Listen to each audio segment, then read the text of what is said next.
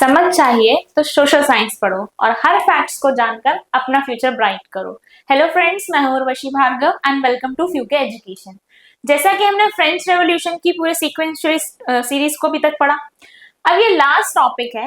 इस last topic में हम ये जानने वाले हैं कि जो भी रेवोल्यूशन हुआ उसका क्या इम्पैक्ट रहा लोगों की नॉर्मल लाइफ पे, या क्या चेंजेस आए और एंडिंग कैसी क्या रही है। नेपोलियन बोनापार्ट को बिल्कुल नहीं भूलना है, वो भी यहाँ पे आएंगे। तो स्टार्ट करते हैं इस टॉपिक को। देखिए, the French Revolution and everyday life. तो यहाँ पे लोगों की लाइफ नॉर्मल तो नहीं रही होगी ना, रेवोल्यूशन हो रहा है तो क्या चेंजेस आए।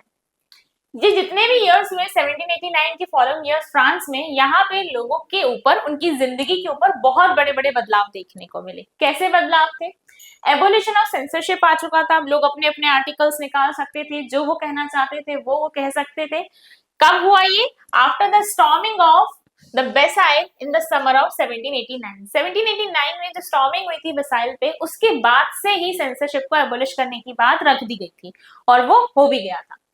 यहाँ पे declaration of rights of man and citizen में यहाँ पे आया, ठीक है।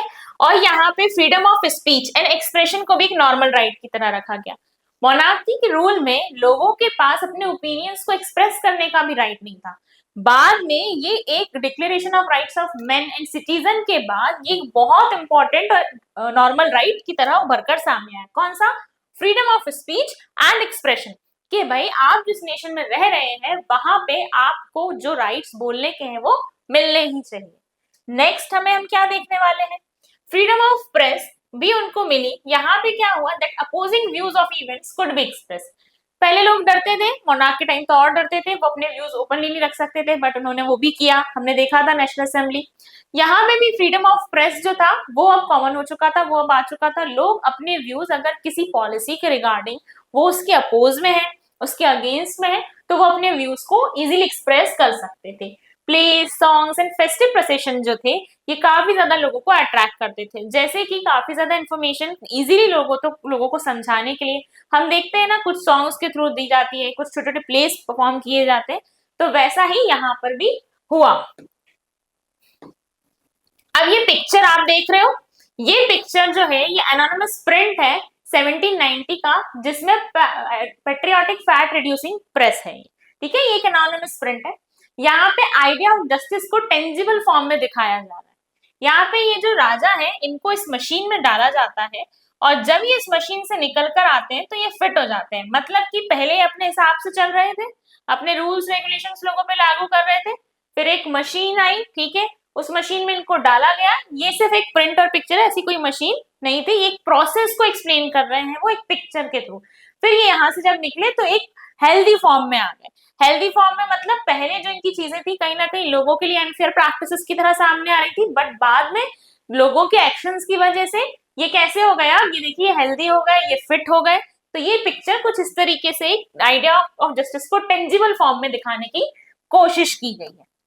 नेक्स्ट चीज, यहाँ पे चैप्टर बिल्कुल अब स्टोरी एंड पे है, लेकिन नेपोलियन बोनापार्ट की एंट्री हो रही है तो कंक्लूजन में उन्हीं के बारे में बात की जा रही है।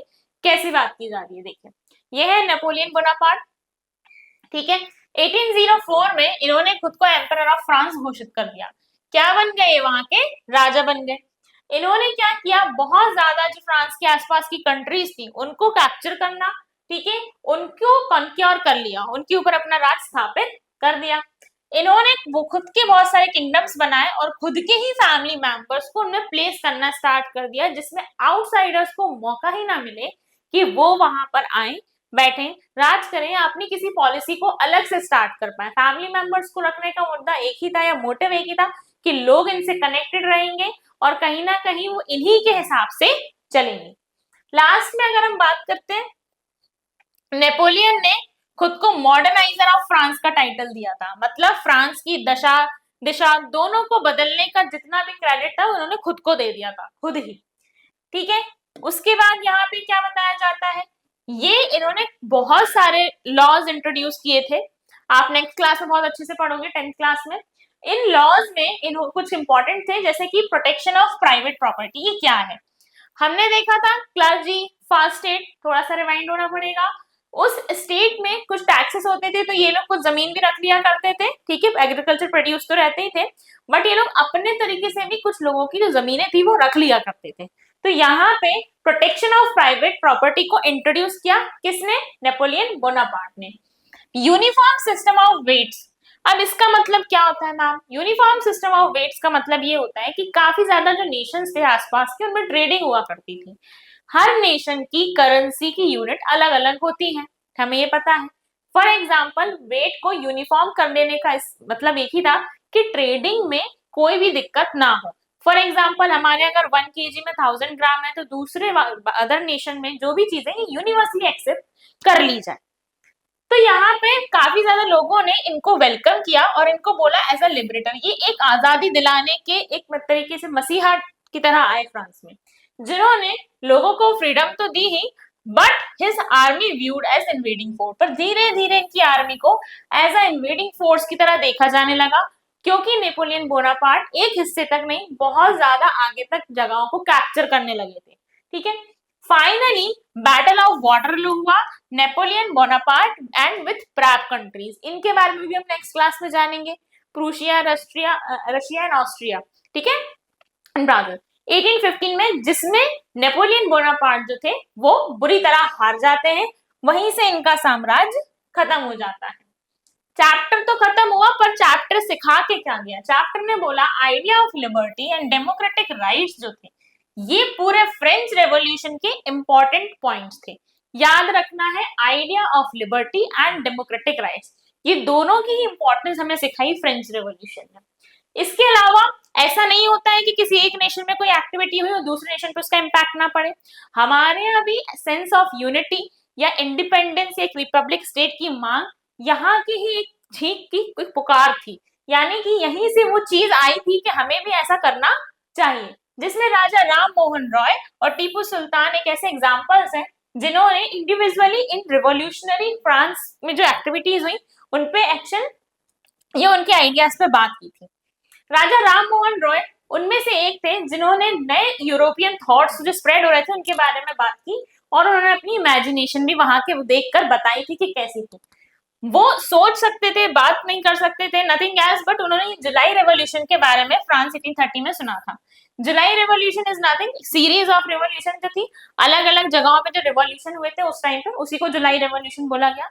ऑन हिज वे, जब वो जा रहे थे England at Cape of Town, उन्होंने देखा कि भाई वहां की जो वॉरशिप्स थे फ्लाइंग उड़ रहे थे, रिवॉल्यूशनरी ट्राई कलर फ्लैग्स उनके ऊपर उड़ रहे थे, और यहाँ पे उन्होंने जब वो सारी कंडीशन देखी तो he was temporary lamed by an accident. मतलब यहाँ पे जब उन्होंने देखा तो वो इन चीजों को देख कर रह गए। तो कहीं ना कहीं जो रिवॉल्यूशंस होते हैं जरूरी भी थे उस टाइम के लिए। एक ही जर्नी इंसान हमेशा तय नहीं कर पाता, उसको चेंजेस को एक्सेप्ट करना होता है, हर नेशन को चेंजेस एक्सेप्ट करने होते हैं। तो यहाँ पे यही सब वो बताना चाह रहे थे कि भाई जो फ्रेंच रेवोल्यूशन था इसीलिए ही उसको बेंचमार्क कहा जाता है, ठीक है। तो अभी हमने ये पूरे फ्रेंच रेवोल्यूशन को बहुत अच्छे से समझा, तो ये टॉपिक पूरा यहीं पे कंप्लीट होता है। हमने बहुत कुछ सीखा, समझा, फ्रेंच रेवोल्यूशन की पूरी स्टोरी को तरह हमने समझा। सो फ्रेंड्स, समाज को समझोगे तभी समाज को समझा पाओगे, ठीक है। सोशल साइंस कोई रटने की चीज नहीं, बहुत समझने की चीज है। और अगर आपको ऐसे ही इंफॉर्मेटिव वीडियोस और देखने हैं तो फ्यूके एजुकेशन चैनल को लाइक एंड सब्सक्राइब जरूर करें। अपने कॉन्सेप्ट्स को डीप क्लियर करने के लिए फ्यूके एजुकेशन ऐप को डाउनलोड भी जरूर करें। Thank you.